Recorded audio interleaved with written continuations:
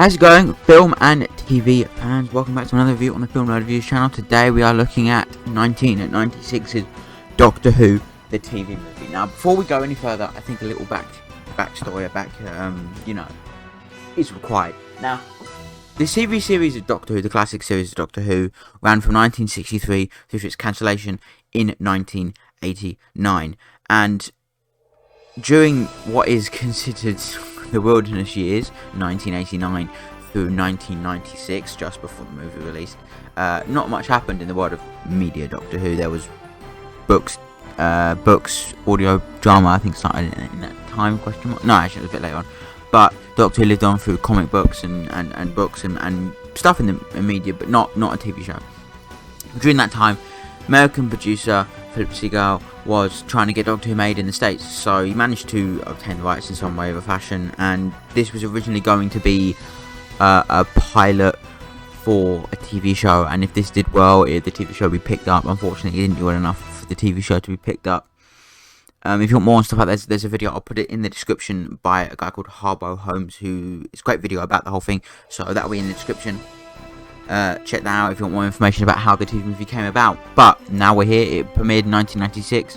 It had, strangely enough, Sylvester McCoy reprising his role as the 7th Doctor for the brief opening sequence, before having the 8th Doctor, Paul McGann, step into his only full-length on-screen appearance as the 8th Doctor, although he would go on to reprise the role in various audio dramas and the short film Night of the Doctor for the 50th anniversary of Doctor Who, which did show him regenerating into the War Doctor, which would then continue into the 50th anniversary Doctor Who special that was aired that year.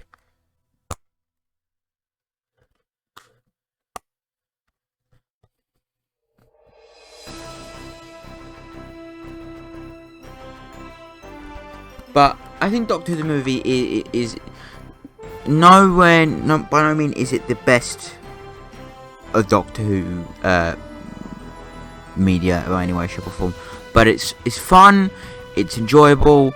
I still think, while it's obviously not as good as most of the Doctor Who material, it still has a great cast of characters in that regard. I think the 8th Doctor is quite fun here. He's never been the best Doctor, but I think he is very interesting here and played in a certain way. Paul McGann's a very talented actor, and I think he tried his best with what he's given, and there are some moments where he truly does shine through, and there are also some moments that are a bit, moments, but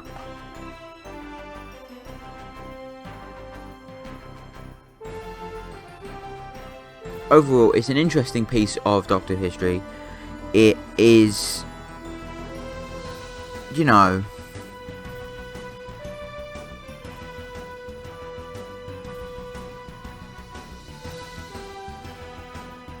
very unusual.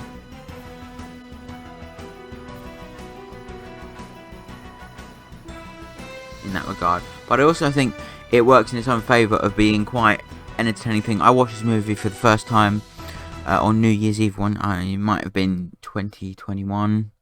Yeah, it was New Year's Eve 2020, which was going into 2021, and I watched it then, and it was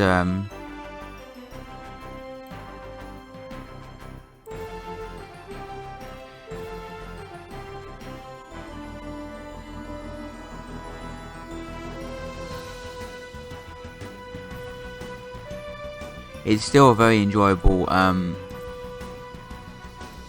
it's a very, don't get me wrong, I don't inherently hate the thing, but I also think there could have, some of the story, the Doctor being half human thing was a bit weird, and and I'm glad that is never mentioned again.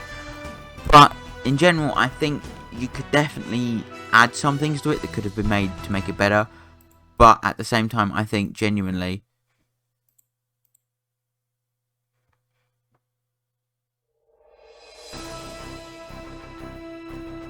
it could have been so much better. It's just unfortunate it turned out the way it did. And yeah, there's not really much more to say other than there was an attempt. Hashtag there was an attempt is the best way to describe this movie. There was in fact an attempt, but yeah.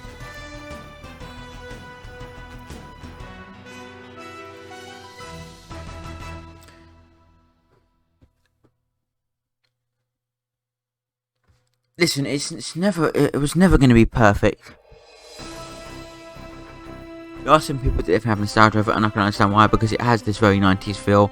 I think the Master's cool here. I think Grace is quite boring and basic. And I think, I'm going to call him Lee, I don't know his name, but fuck off.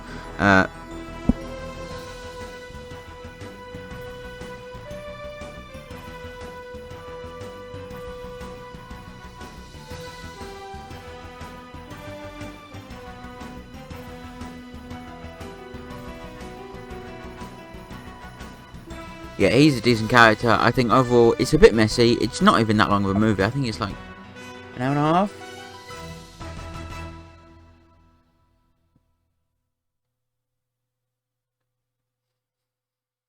Yeah, it's like 85 minutes, so it's not even that long of a movie. But I still enjoy it very much. I still think it's great fun. It's a nice one to just put on when you need something quite short, because it's only, like I said, it's only 85 minutes. But, you know, it's fun, it's entertainment, it's enjoyable, it's nothing, it's not going to set the world on fire. It doesn't do too much to expand the world of Doctor Who, and I think we're all glad it never got picked up any further than it, because having the half-human thing, and then this is obviously the first Doctor Who-related media to show the Doctor kissing his companion. So yeah, and that's it. After the release of Doctor Who the movie, it was not successful enough to warrant that continuation series happening, and that was it for Doctor Who in the 90s. That's the only time Doctor Who appeared on our screens during the 1990s, between 1990 and 1999. That was it. It wouldn't be until nearly 10 years after, over 10 years after this was made, well, that the series would begin again in 2005 with the reboot starring Christopher Eccleston as the 9th Doctor. And I do believe we are, you know, in depth to this, because it does set up a lot of the stuff that the modern series had before the modern series came out. Obviously, the kissing the companion thing, having a somewhat sexual relationship with or an intimate relationship with the companions is something that this one takes on. Having multiple companions towards the end is also something that the series took on from this, and I think also some of the sorts of the humour as well. Maybe not all of the writing, but some of the humour from this is definitely present in the reboot series. It's a good little sidestep into the world of Doctor Who. It's nothing special, it's never going to be anything special, but it's still fun and I enjoy it. So yeah, thanks so much for watching my review of Doctor Who the movie.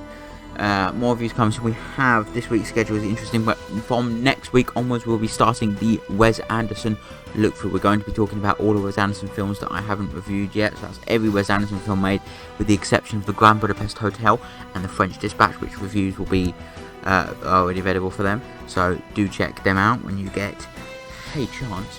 But yeah, thanks so much for watching.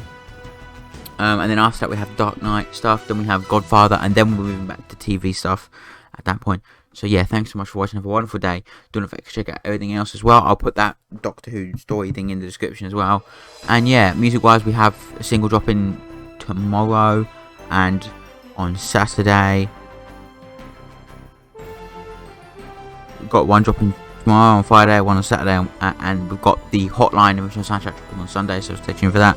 And then later on next week we have Jason dropping, so stay tuned for all that stuff. And yeah, thanks so much for watching. Have a wonderful day, and do not forget to check out everything else, all the other channels. Yeah, bye bye for now.